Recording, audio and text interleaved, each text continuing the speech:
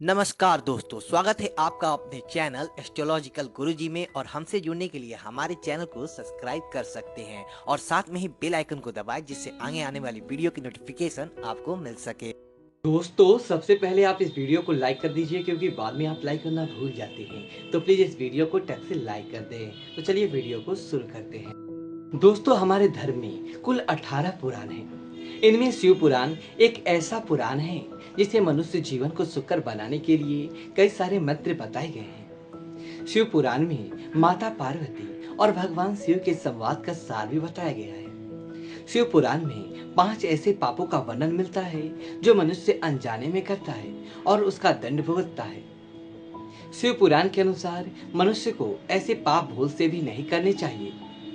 इन्हें करने से भगवान शिव की आग के ऊपर कभी कृपा नहीं होती और यही वजह है कि लोग अनजाने में ऐसे पाप कर जाते हैं और शिव जी की कृपा से वंचित रह जाते हैं। दोस्तों, कलयुग में धर्म का केवल 1/4 बचा है, इसलिए मनुष्य पाप करता रहता है।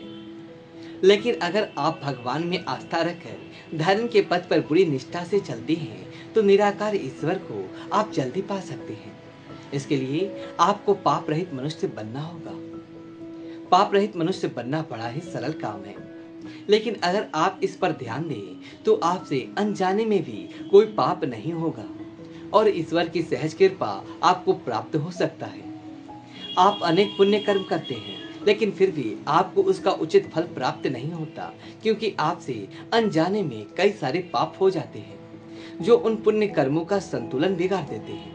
इसलिए आपको इन पापों के बारे में अवश्य जान लेना चाहिए। आज के वीडियो में हम आपको ऐसे 5 पाप बताएंगे जो भगवान शिव ने माँ पार्वती को बताए हैं। शिव जी के अनुसार कलयुगी मनुष्य जाने अनजाने में ही ऐसे पाप करते हैं और मेरी कृपा को नहीं पा सकते हैं। जो व्यक्ति इन पापों को नहीं करते उस पर शिव जी की कृपा बरसती है। ऐसा व्यक्ति कभी दुखी नहीं रहता, इसे जीवन में कभी धन की कमी नहीं महसूस होती और ऐसा व्यक्ति हमेशा निरोगी रहता है। तो आइए जान लेते हैं कौन से वह पाप।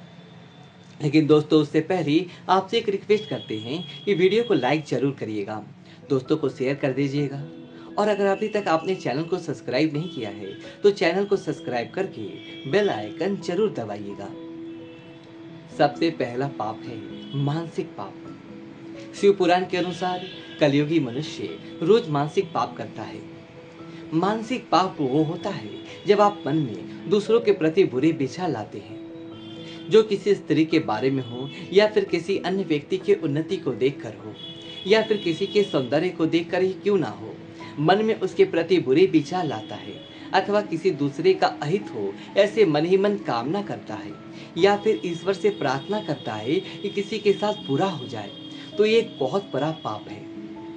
किसी भी मनुष्य के मन में भगवान का निवास होता है, अतः आप मन में बुरे विचार लाते हैं तो ये उस भगवान का अपमान माना जाता है।